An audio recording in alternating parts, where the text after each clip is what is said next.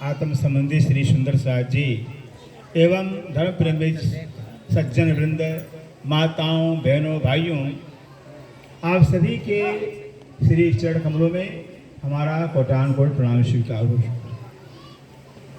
बड़े सौभाग्य की बात है कि आज इस निजानंदाश्रम आपके चंद सेना में जो है, ये बड़े महाराज की कृपा, बड़े महाराज ब्रह्म कुमार की इतनी कृपा किया इस क्षेत्र के ऊपर सुंदर साहब जी कि स्वयं ब्रह्म महाराज जी श्री 5 पद्मावती धाम पन्ना के अंदर 1 वर्ष रह करके और हाथों से स्वरूप साहब लिखवा करके, और वो स्वरूप साहब बड़े महाराज अपने सिर पर ले करके श्री 5 पद्मावती पन्ना से पैदल चल करके मुजाहिदपुर आए थे। मुजाहिदपुर दूर तो नहीं है भाई, पैदल। कहाँ पन्ना जी है? एमपी में है। लगभग 800 किलोमीटर पड़ता है यहाँ से, 800 किलोमीटर पड़ेगा। और 800 किलोमीटर पैदल चल करके बड़े महाराज लेकर आए स्वरूप साहब ब्रह्मवाणी, और लेकर आए हैं तो महाराज ने क्या कहा, भाई ये कोई ग्रंथ नहीं, ये कोई पुस्तक नहीं है, ये साक्षात परमात्मा को लेकर आए हुए हैं, परमात्मा का स्वरूप है। ये बड़े महाराज की जुबान है। क्या कहा है? साक्षात परमात्मा को लेकर आया हूं, ये परमात्मा का स्वरूप। वो स्वरूप साहब आज भी जो है कि मुजाहिदपुर मंदिर के आश्रम के अंदर रखा गया, सुंदर साहब हाथों से जुबान। धन्य है क्षेत्र, इस क्षेत्र के अंदर ऐसे परमहंस रत्न जो है कि प्रकट भी हुए और इस क्षेत्र के कल्याण के लिए कि ब्रह्मवाणी ब्रह्म ज्ञान लेकर के इस क्षेत्र में आए। यही तो महापुरुषों का उद्देश्य होता है। अपना तो कल्याण करते ही करते हैं, जो महापुरुष होते हैं देश का कल्याण करते हैं, जन कल्याण करते हैं, वो महान होते हैं। और कहा भी है, विजन ही संत अवन के हेता, जड़ जीवन को करहि से चेता। जो संत महापुरुष होते हैं, जो विचरण करते हैं, वो इसलिए कि माया में परिवार में रह करके, गृहस्थ जीवन में रह करके बुद्धि माया में लीन हो जाती है, माया में डूब जाते हैं। ऐसे माया में डूबे हुए भक्त जनों को, आप्त जनों को जो है कौन निकालेगा? संत ही महापुरुष निकालते हैं। सृष्टि की आदि काल से सुंदर सा जी महापुरुष ही जो है कि संत जन ही जो कि देश का कल्याण किए। परमात्मा की चर्चा सुना करके, परमात्मा के भक्ति में लगा करके, परमात्मा का प्रेम पैदा करके संतों ने कल्याण किया। संतों के द्वारा ही जो कि जन समाज का कल्याण हुआ। और श्री प्राणनाथ की वाणी भी कह रही है, श्री प्राण वाणी कह रही है कि जने दर्शनी नेत्र ठरे अने भजन कहे ठरे अंग, कोट विघ्न पड़े पर मुखी नहीं साध संग।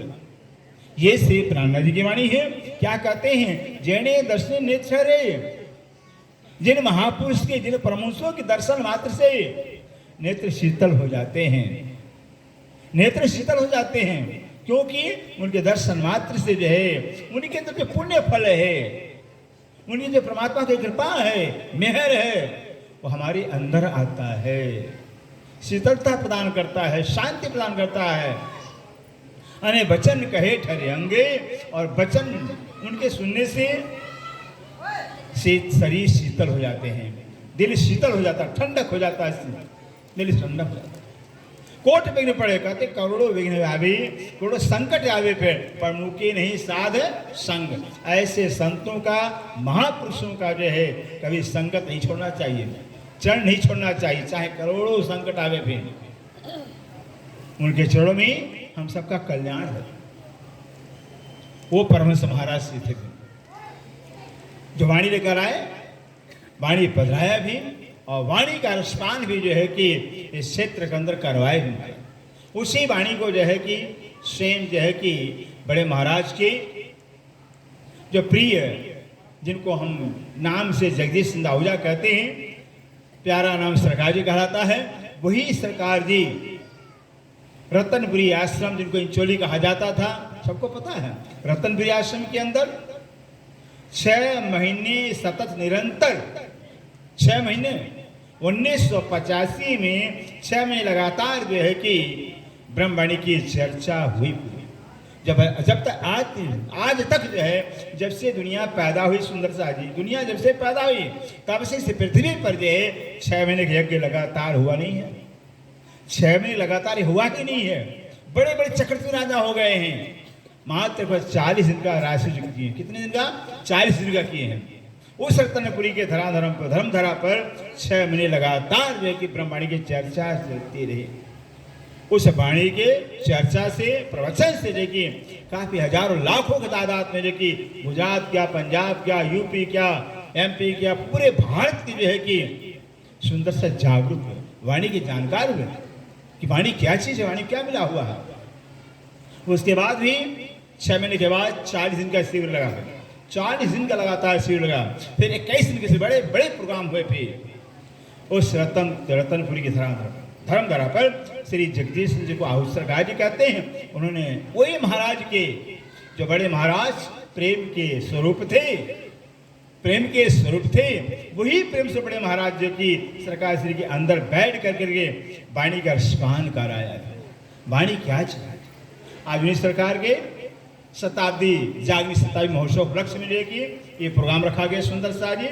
उन सरकार जी को 2025 में जो है कि 100 साल, 2025 के 5 फरवरी को 100 साल पूरे हो जाएंगे, 100 साल पूरे हो जाएंगे। उनकी जो है शताब्दी महोत्सव उपलक्ष्य में ये प्रोग्राम रखा गया कि पूरे भारत के अंदर जो है कि जगह गांव गांव जाकर के जो है कि वाणी क्या है, श्री प्राणनाथ जी क्या, हम कौन, कहाँ से आए हैं, श्री प्राणनाथ जी कौन है, प्रेम जिन्हें श्री प्राणनाथ जी की दुनिया इंतजार कर रही है, इंतजार कर रही है फिर कि श्री विजयानंद बुद्ध का अवतार जो स्वयं परमात्मा के स्वरूप है आएंगे, इंतजार कर रही है। सारा संसार, कोई मानव, सारा मानव जगत, चाहे हिंदू हो, चाहे मुसलमान हो, चाहे ईसाई हो, चाहे पारसी हो, सारा मानव जगत जो है कि उनका इंतजार कर रहा है, क्योंकि सबके मालिक हैं, वो सबके मालिक है। मालिक तो एक ही है ना, जब एक ही तो सबका होगा, जो सबका होगा वो श्री प्राणनाथ जी कहलाते हैं, वही आए हुए हैं, उनकी वाणी आई है। उन्हीं की वाणी का प्रचार प्रसार, उन्हीं से प्राणनाथ जी की पहचान जो है कि कराने के लिए कि ये अभियान चल रहा है सुंदर सा जी। पूरी यूपी के अंदर, उत्तर प्रदेश के अंदर देखिए ये प्रोग्राम चलेगा पूरे 1 वर्ष तक। 1985 5 फरवरी तक ये कार्यक्रम चलेगा सुंदर सा। अब चलते हैं अपने लक्ष्य तरफ सुंदर सा जी। जो वाणी है, वाणी के जो हम चर्चा करें, वाणी में क्या लिखा हुआ है सुंदर सा जी, हमें पता नहीं होता है। आपको पता, जब कोई हीरा होता है, 1 करोड़ का हीरा हो ना, 1 करोड़ का हीरा हो और न पहचान हो तो कौड़ी के बराबर होता है ना। 1 करोड़ का हीरा है लेकिन पहचान न हो तो कौड़ी के बराबर होता है। पहचान के बाद 1 करोड़ का कहलाता है, 1 करोड़ का होगा। पहचान के वजह से तो पहचान होगी हो, लेकिन बिना पहचान के कंकड़ पत्थर के बराबर है, कांच के बराबर है, कोई कीमत नहीं है। इसी तरह से जो है ये मानव तन हम सब जो मिला हुआ है, जो मनुष्य शरीर मिला हुआ है, कितना कीमती है हमें पता ही नहीं है। इस मानव जीवन एक श्वास कितना कीमती है हमें पता ही नहीं है, कितना कीमती है। उठाइए रामायण को, रामायण के अंदर तुलसीदास जी खुद कहते हैं हर बात का प्रमाण आपको दिया जाएगा, हर बात को प्रमाण से किया जाए, रामायण से, गीता से, भागवत से, हर ग्रंथ का प्रमाण दिया जाएगा। रामायण में तुलसीदास कहते हैं बड़े भाग्य मानुष तन पावा, सुर दुर्लभ सत ग्रंथन गावा। बड़े भाग्य मानुष तन पावा, ध्यान दीजिएगा कि बड़े भाग्य से मनुष्य शरीर मिला हुआ है। ये मनुष्य शरीर बहुत भाग्य से मिला हुआ है। ऐसे कह लीजिए कि परमात्मा की कृपा से ही मिला हुआ है। क्यों कि हम सबका जो जीव है 84 लाख दुनिया के अंदर, कितना है 84 लाख दुनिया है, 2-4 लाख नहीं है, 10-20 लाख नहीं, 84 लाख, 84 लाख दुनिया है। 84 जोड़ियों के अंदर जो जन्मते मरते कितना दुख भोगा होगा, कितना कष्ट भोगा होगा। आज देखते ना फिल्म, कुत्ते हैं, बिल्ली हैं, सुकर है, पक्षी हैं, कीड़े मकोड़े हैं, कितना उनको दुख होता है। गर्मी में, ठंडी में, बरसात में कितना कष्ट होता है, बीमार पड़ जाते, कोई खाना नहीं पूछता। और हम सोचिए इन सारे दुखों, 84 लाख जोनियों के दुखों को देख करने के बाद जब देखते रहे, भोगते रहे, तो परमात्मा की नज़र हम पर पड़ गई, हमारे जीव पर पड़ गई। भाई बहुत दुख भोग लिया है, बहुत कष्ट भोग लिया है, चलो एक मौका देते हैं। तो परमात्मा ने हमें एक गोल्डन चांस दिया हुआ है, गोल्डन चांस दिया हुआ है, मनुष्य तन दिया हुआ है। कहते हैं सूर्य दुर्लभ है, बड़े भाग मानुष तन पावा, सूर्य दुर्लभ सदग्रंथन गावा। बड़े भाग से मनुष्य मिला हुआ, जिस मनुष्य को हम सब पाए हुए हैं, इसको पाने देवता तरसते हैं। सुंदर सा हमने क्या रामायण कह रहा है, सूर्य दुर्लभ है, देवताओं को दुर्लभ है।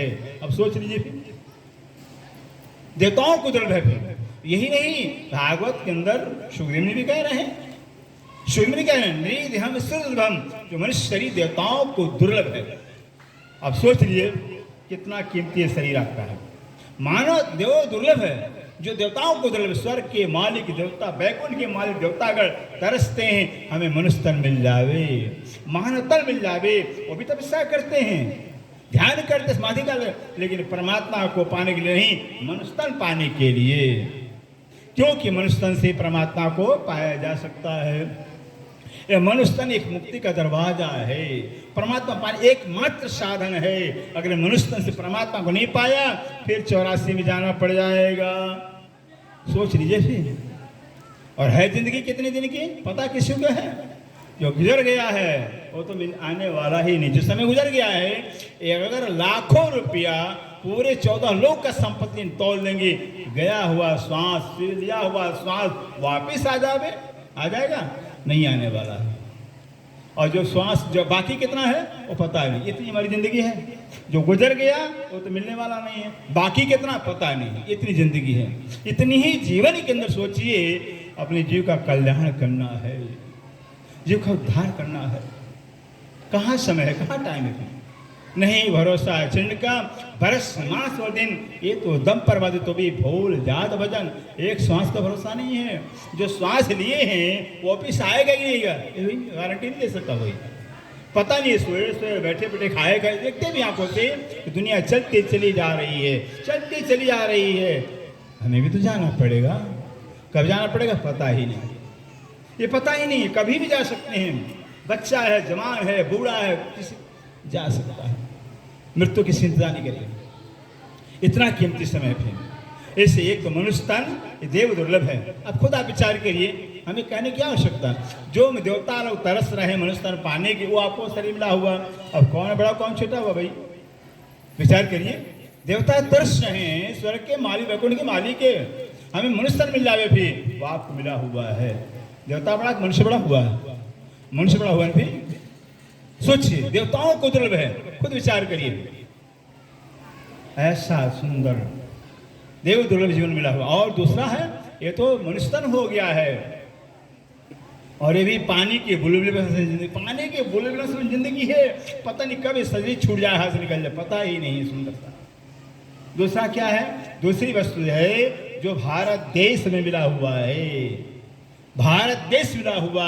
इस भारत देश के अंदर बड़े बड़े ऋषि मुनि, बड़े बड़े अवतार, पीर पैगंबर आए। फिर विष्णु की 24 अवतार, रमा अवतार, कृष्णा अवतार। चीन जापान में क्यों नहीं चले गए भाई राम भगवान, कृष्ण भगवान? सतगुरु देव जी क्यों आए? श्री प्राणनाथ जी क्यों आए भारत में? बड़े बड़े अवतार इसी भारत में आए हुए। भारत को स्वीकार के, जो भारत देश स्वर्ग से महान है, भारत देश वैकुंठ से महान है। जो भारत देश दे सकता है, क्यों? भारत देश कर्म भूमि है। यहाँ जैसा कर्म करेंगे, साधन का, वैसा ही आपको फल मिलेगा। बोलो श्री प्राणनाथ प्यारे। इसको कर्म भूमि कहा गया है। जैसा बीज बोएंगे वैसा फल काटेंगे, फिर जैसा कर्म करेंगे वैसा फल मिलेगा। चीन में, जापान में, अमेरिका में नहीं मिलने वाला है। ये भारत का सौभाग्य है, ऐसा भारत देश मिला हुआ है। इस भारत की महिमा, भारत देश की में सुंदर भाग उठाइए। भागवत में आया हुआ है, गायन्ति देवा किल गीत कानी, धन्यास्तु भारत भूमि भागे। ओहो, स्वर्ग के वैकुंठ की देवता गण जो है कि भारत की महिमा गाते गाते अगाते ही नहीं है। भागवत लिखा हुआ है। हाँ, वो भारत देश मिला हुआ है। स्वर्ग में बैठे जो मालिक है इंद्र भगवान कहलाते हैं ना, वो भी जो है कि जन्मते मरते रहते हैं। ब्रह्मा के एक ही दिन के अंदर 14 ही इंद्र 14 मनु राज्य करके मर जाते हैं। हम स्वर्ग की इच्छा करते हैं, हम स्वर्ग की इच्छा करते हैं, वो स्वयं इंद्र जन्मते मरते रहते हैं। हम बैकुंठ इच्छा करते हैं, बैकुंठ के अंदर रामायण पढ़िए, स्वयं जी के रामायण के अंदर आया हुआ है कि नेति नेति वेद निरूपा, नेति नेति जहि वेद निरूपा, निजानंद निरूपाधि अनुपा, संभव से विष्णु भगवाना, उपजय जाश्वंशे नाना। नेति नेति जहि वेद रूपा, जिस परमात्मा को निजानंद को जो है वेद नहीं जान पाया, नहीं तीन ब्रह्म नहीं ब्रह्म ऐसा कहा है, वेद भी नहीं जान पाया। वेद मतलब आदि नारायण के हृदय से वेद मंत्र निकलते रहते हैं, श्वास से वेद निकलते हैं। वो आदि महाविष्णु भगवान कई लाखों वर्ष समाधि में बैठते हैं तो मात्र परमात्मा को जानने के लिए। परमात्मा कौन है, कहाँ रहता है, कैसा है, क्या करता है। लेकिन अंत में जब निराकार में पहुंचते तो कहते अगम जाने के निगम कहाँ में, खोज खोज पछियारे। अगम अगम कह दिया, इसे वेदों का नाम निगम रखा गया। आदि नारायण नहीं जान पाए, सुंदर सा सोचिए। शंभो विरंच विष्णु भगवान, शंभो शंकर भगवान, विरंच ब्रह्मा और विष्णु भगवान, बहुवचन है। असंख्य ब्रह्मा विष्णु महेश उपजहि पैदा होते हैं। हम नहीं कह रामायण कह रहा भाई, जास्वंसे नाना, जिसके अंश से जो कि असंख्य ब्रह्म पैदा लय होते रहते हैं। सोचिए कहाँ वैकुंठ मुक्ति है भाई। उस वैकुंठ के स्वयं मालिक कहलाए, उस वैकुंठ द्वारपाल, जब द्वारपाल सनकादि को श्राप के कारण जो कि 3 जन्म राक्षस बनना पड़ गया, कहाँ मुक्ति हाँ प्रभु। ऐसा देखिए भारत देश में हुआ, जो हमें इसलिए तुलसीदास ने कहा हुआ है, सकल पदार्थ है जग माही, कर्महीन नर पावत नाही। सब कुछ यहाँ पा सकते हैं, जो चाहे तो पा सकते। भारत में ऐसा भारत देश में हुआ, भाग्यशाली हम भी, क्योंकि भोग भूमियां है, बाकी ये कर्म भूमि है। भारत देश हो गया है। और जिस कलकाल कलयुग बैठे हुए, इस कलयुग के अंदर जो है मानवता पाने के लिए जो है कि सतयुग के, त्रेता के, द्वापर ऋषि मुनि जो है कि तपस्या करके के चाहना किया हुआ, कामना किया हुआ, हे परमात्मा, हे भगवान, मेरे तपस्या के परिणाम स्वरूप जो है कि मुझे स्वर्ग मुक्ति नहीं, स्वरूप नहीं चाहिए, वैकुंठ नहीं चाहिए, मुझे चाहिए तो 28वें कलयुग में मानव तन चाहिए, जो आप मिला हुआ। प्रमाण चाहिए आपको, भागवत लिखे, भागवत में हर बात का प्रमाण मिलेगा। भागवत में आया हुआ है, कृतादुष प्रजाराजन कला चिंत समम कल उखल सुत नारायण पारायण। स्वयं श्री सुतमुनि राजा परीक्षित कहते हैं, हे राजा परीक्षित, सतयुग के, त्रेता के, द्वापर के ऋषि ने लाखों वर्ष तपस्या करके कलयुग मनुष्य तन पाने की चाहना किए, कामना किए हैं। ये प्रसंग सुन करके परीक्षित शंका करे, महाराज क्या बात है, कलयुग में अधम नीच कलयुग के अंदर, सतयुग के, त्रेता के, द्वापर के ऋषि मुनि, क्या बात है। तब बता कि कलु खल से नारायण पर, कलु में कल निश्चय करके जो है नारायण से पर आए, जो परम धाम कहलाता परमात्मा धाम, उस परमात्मा धाम परम धाम को प्राप्त होंगे। बोलो से प्राणनाथ प्यारे, ये है कलयुग की महिमा की। इसलिए इस कलकाल कलयुग के अंदर ब्रह्म ज्ञान आया हुआ है, तारतम ज्ञान आया हुआ है। इस तारतम ज्ञान के आने के नतीजे ब्रह्म कलयुग जो कि धन धन हो गया। जो ब्रह्म ज्ञान, तारतम ज्ञान कभी आया ही नहीं, न कभी आएगा। भूतो न भविष्यति, न सतयुग में था, न त्रेता में नहीं, द्वापर में था। 28 से कलयुग, 28वां कलयुग चल रहा है। 28 निकल गए, सतयुग निकल गया, त्रेता द्वापर का 28वां कलयुग चल रहा है, जिससे ब्रह्म ज्ञान आया हुआ। वो ब्रह्म ज्ञान परमहंस महाराज श्री पन्ना से सिर पर लेकर आए हुए हैं। कितने आप भाग्यशाली हैं। लेकिन भाग्य को जगह तो खोलना पड़ेगा ना, करना, कुछ करना पड़ेगा, साधन करना पड़ेगा। ये है ब्रह्म ज्ञान। जिस ब्रह्म ज्ञान की महिमा आपको हम कितना बताएं फिर।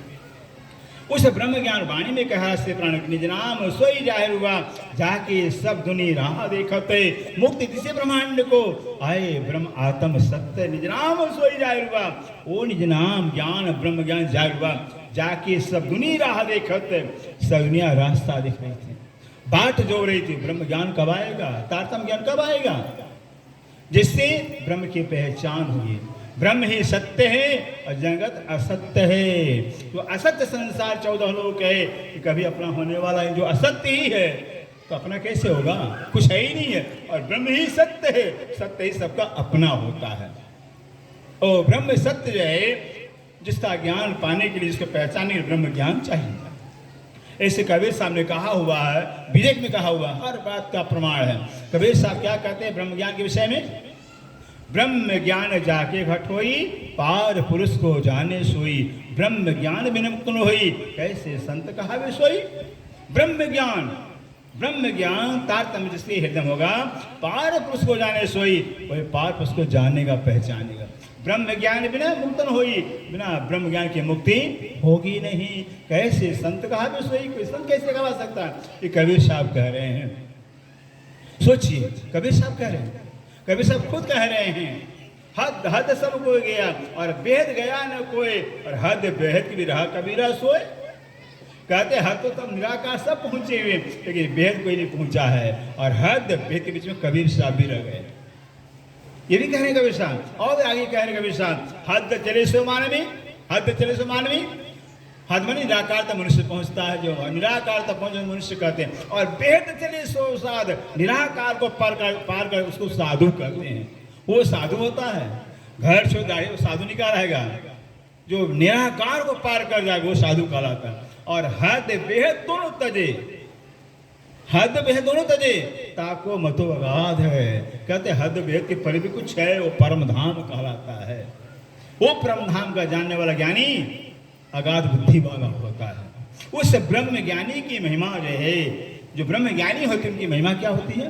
ब्रह्म ज्ञानी की महिमा, जो ब्रह्म को जानने वाला होता है, उस ब्रह्म ज्ञानी की महिमा जानना है। सुंदर सा अपना जानना है तो गुरुमुख वाणी, जो गुरु नानक की वाणी है, गुरुमुख वाणी, उस गुरु नानक की वाणी को सुन लीजिए, पढ़िए। जो सवेरे सवेरे गाते हैं वो गुरु नानक से खुद कहते हैं, ब्रह्म ज्ञानी सबका परमेश्वर। ये कहते हैं ब्रह्म ज्ञानी सबका परमेश्वर, ब्रह्म ज्ञानी सबके मुक्ति का दाता, ब्रह्म ज्ञानी का नानक लौदासा। इतनी बड़ी ब्रह्म ज्ञान की महिमा। जो ब्रह्म ज्ञानी होते हैं वो सबके मुक्ति का दाता हो जाते हैं। जो ब्रह्म ज्ञानी होते हैं वो परमेश्वर के समान हो जाते हैं। जो ब्रह्म ज्ञानी होते हैं वो स्वयं ब्रह्म ज्ञानियों का नानक कहते मैं उनका अरदास पूजा करता हूँ। इतनी ब्रह्म ज्ञान की महिमा है, क्योंकि जो ब्रह्म एक है, एक है ब्रह्म, एक है। इसे बड़े महाराज कहा करते थे परमहंस महाराज कि भाई एक का ज्ञान ही ज्ञान कहलाता है, और एक के से बाकी का ज्ञान अज्ञान कहलाता है। ये परमहंस महाराज जी बता रहे हैं, जो उन्होंने तपस्या करके, तप करके, तपा करके ज्ञान को प्राप्त किया, अपने तपाया हुआ है। कितना घोर तपस्या किया हुआ, पहाड़ों के खाक छाना हिमालय के, और फिर तारतम्य ज्ञान प्राण प्राप्त किया, तब उन्होंने जाना।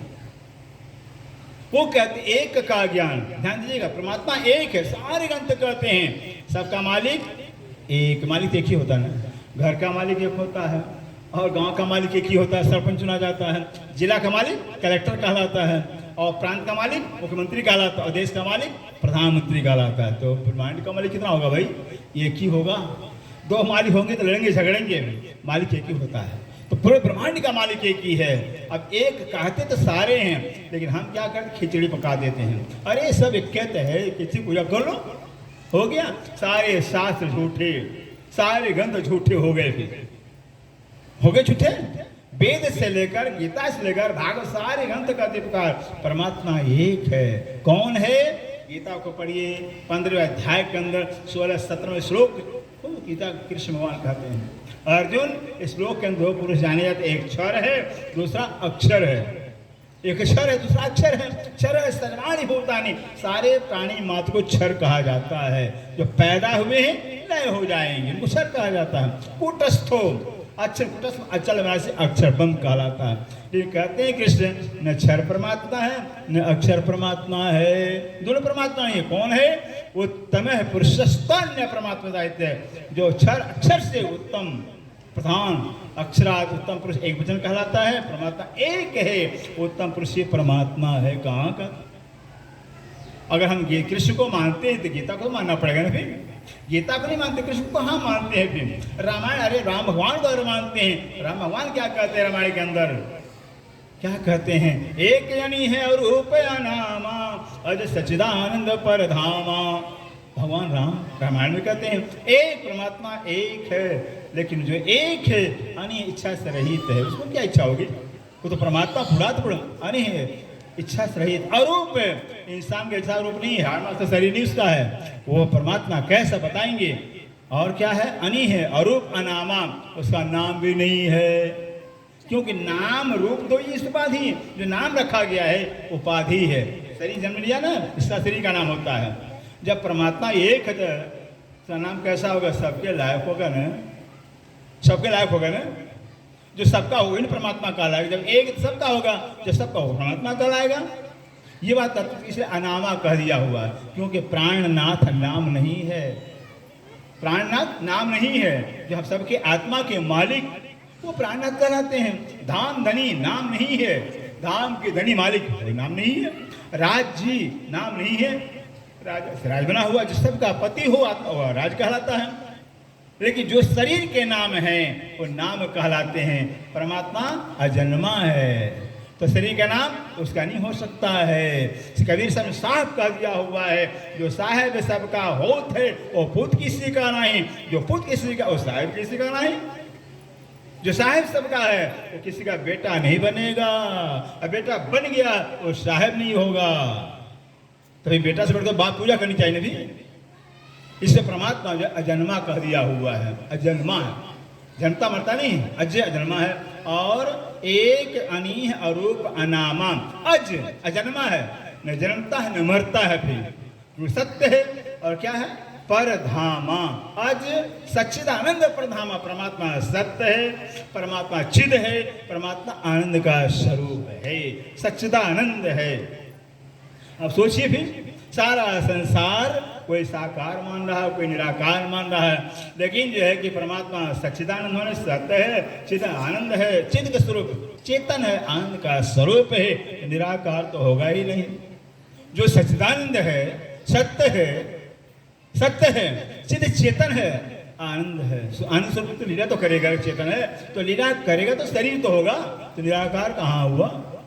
निराकार हुआ ही नहीं। अगर निराकार तो सच्चिदानंद नहीं होता है, सच्चिदानंद तो निराकार नहीं होगा, तो निराकार तो हुआ ही नहीं। असाकार कहते हैं तो साकार सारा संसार है, लेकिन कह दिया है कि असत्य है वो सत्य है, ये जड़ है वो चेतन है, ये दुख का स्वरूप और सुख का स्वरूप है। कितना अंतर है? साकार तो है लेकिन संसार जैसा नहीं है, वो सत्य चिद आनंद, चिद और आनंद का स्वरूप सच्चिदानंद स्वरूप कहलाता है। इससे जो भागवत के पहले श्लोक के अंदर सच्चिदानंद रूपाय विश्वोत्पत्ति देवते परमात्मा सच्चिदानंद स्वरूप का ये भेद बताया होगा। इस तरह से सुंदर सा जी जो परमात्मा एक है, तो कृष्ण गीता में कहते हैं भाई परमात्मा एक है, उस एक परमात्मा की पहचान करने पर कौन एक है, कौन एक है? आज तक तो राम भगवान के मंदिर में, कृष्ण हनुमान के मंदिर कहीं जाए मंदिर में प्रार्थना गाई जाती है। क्या गाते हैं? तुम हो एक अगम अगोचर सबके प्राणपति, गाते हैं ना, तुम एक हो लेकिन अगम, तुमको जानता ही नहीं है। अब एक है, जानते भी तो पा लेंगे क्या? एक ही है और जानता भी कोई पा कैसे लेंगे भाई? अगम अगोचर, कोई देखता भी नहीं उसको भी, अगोचर है, और वो सबके प्राणपति, सबका प्राणपति है, प्राणनाथ है। गाते तो हैं, तो प्राणनाथ हो गए, रामायण से गाते भी हैं। इसलिए कहते हैं जो एक है, एक को पाने का साधन क्या है? श्री कृष्ण ने बताया गीता के अंदर, अर्जुन लभ्यस्त, प्राप्त किया जा सकता परमात्मा को, लेकिन एक ही साधन है भक्त्या तो अनन्या प्राप्त। अर्जुन अर्जुन उस अनन्य भक्ति करनी पड़ेगी, अनन्य भक्ति से प्राप्त हो, क्योंकि एक है ना। पतिव्रता नारी के पति कितने होते भाई? पतिव्रता नारी के पति एक ही होते ना, पतिव्रता नारी के पति एक ही होते हैं। तो पतिव्रता नारी के जो पति एक होते हैं, चाहे पति प्रदेश में हो तो अपने पति को पति कहती है, अपनी पति चिंतन करती, चाहे पति पास में हो अपने पति के पति कहेगी, पति ही पति होगा ना, जो सद हो गए ना फिर। अब सोचिए है, जब एक मालिक है, परमात्मा एक है, सब कहते हैं, एक नहीं सबका पति होगा, सबका पति होगा। ऐसे कर जब सबका पति मालिक एक है, सबका पति एक है, उस एक का जब है, जब सब लोग चिंतन करेंगे, पहचान करके, तब तो मोक्ष मिलेगा। अगर उस एक की पहचान कर करके जो है उसकी भक्ति नहीं करते हैं, किसी और की करते हैं, तो और तो कोई परमात्मा हो सकता नहीं है। एक एक ही सिवाय हम मोदी को प्रधानमंत्री नहीं मानते हैं, दूसरे को बना लेंगे क्या? अरे मोदी प्रधान, भले मोदी नाम के और इंसान हो सकते हैं, लेकिन देश का मालिक प्रधानमंत्री मोदी होगा।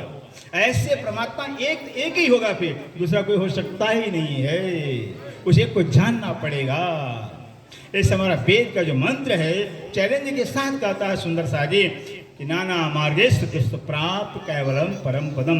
नाना मार्गों से, पंथ प्रणों से लेके परमात्मा कैवल्य पद नहीं प्राप्त किया जा सकता है, मुक्ति मिलेगी नहीं। सिर्फ एक परमात्मा जो एक है, उस एक को जो है कि तमे विदिता मिति नान्य पंथा विदिना, उस परमात्मा जानने जो परमात्मा है उसको जानने के बाद ये कि बस जैसे हम जगते हैं तो जगने वो सपना हो जाता, और अपना हो जाता ना, इसको कहते हैं मुक्ति। भाई अपनी तो अपना होगा कि सपना अपना होगा?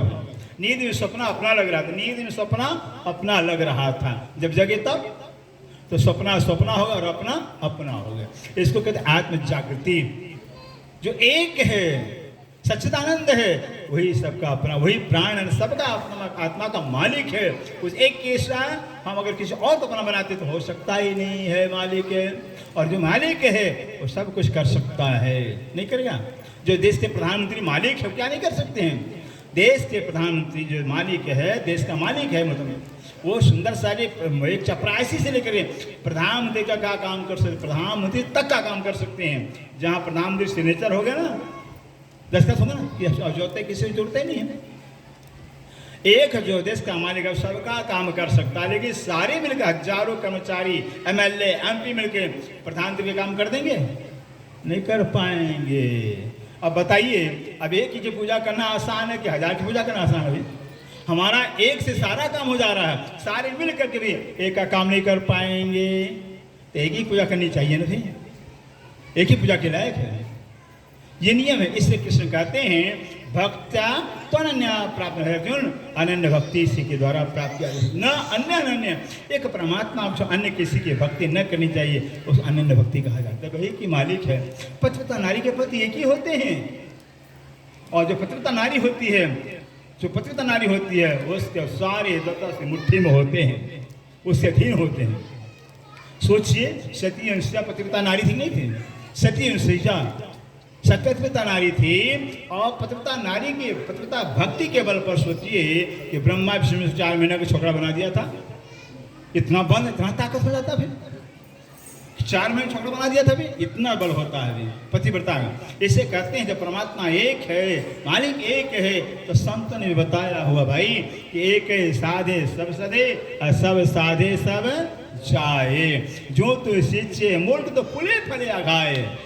संतों की वाणी है, एक ही साधे, सबका मालिक जो एक है उसकी पूजा, जो सबका मालिक है एक है उसकी पूजा हो गई तो बाकी कौन रह गया?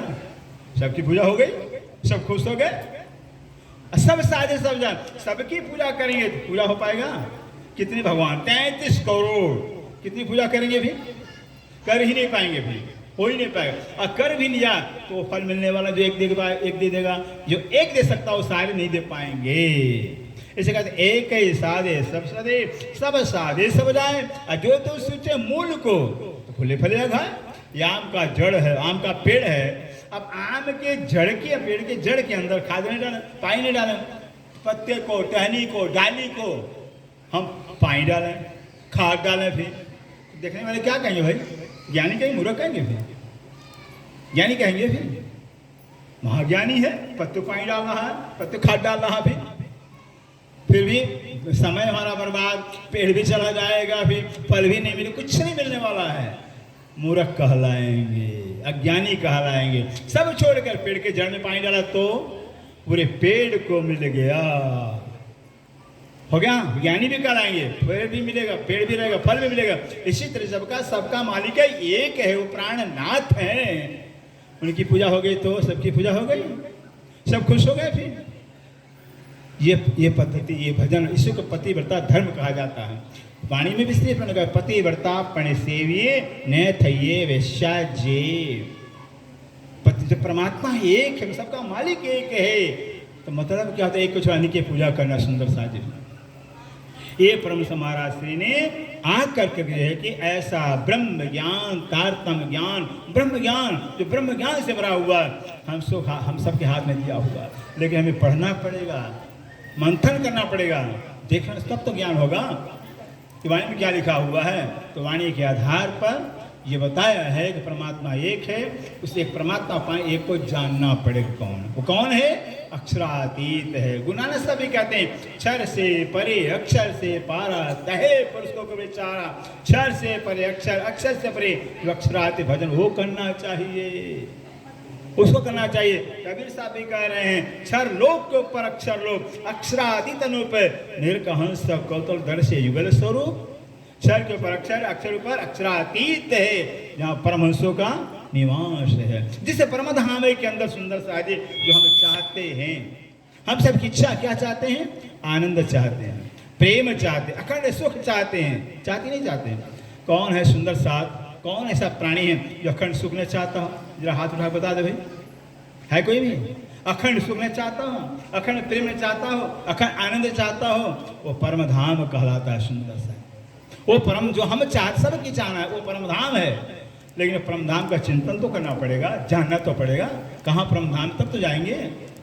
बिना लक्ष्य देखे हम गोली चलाते जाए, निशाना लगेगा? फिर नहीं लगेगा, जानना ही पड़ेगा। फिर जानना जरूरी है। ऐसे कबीर साहब ने बताया परम धाम विषय में, तो परम धाम क्या चीज है? कबीर साहब लखाते हैं, जा घर में बला बसे बहे प्रेम का पुल, दास कबीर जा घर में परम धाम अवला ब्रह्म प्रियाएं निवास करती हैं, वहाँ प्रेम की बौछार होती है, वहाँ प्रेम की बरसात होती है। हर पल हर आनंद की बरसात होती रहती है, और यहाँ दुख का बरसात होता है। कितना इंसान कोशिश करेगा, लेकिन सुखी स्थायी नहीं हो सकता है। क्षण मात्र का सुख होगा, बाद में तो हो जाएगा। शरीर हमारा ही है। ऐसे परमधाम, सबका परमधाम, सब परमधाम को चाहते, परमधाम जो हम चाहते हैं वो परमधाम में ही मिलेगा सुंदर से, और अन्यत्र कहीं है। इससे हम सबको जो है वाणी पढ़ कर करके, गीता साहब पढ़ करके जो है कि मंथन कर करके जानना चाहिए, पहचानना चाहिए कहाँ जाना है, कहाँ हम जाने के रास्ता पकड़े हुए हैं। जानना जरूर, क्योंकि बिना रास्ता जाने मंदिर मिलेगा नहीं। चला बस सुंदरता जी इतने स्वीकार करें, क्यों हमारे और भी होता है।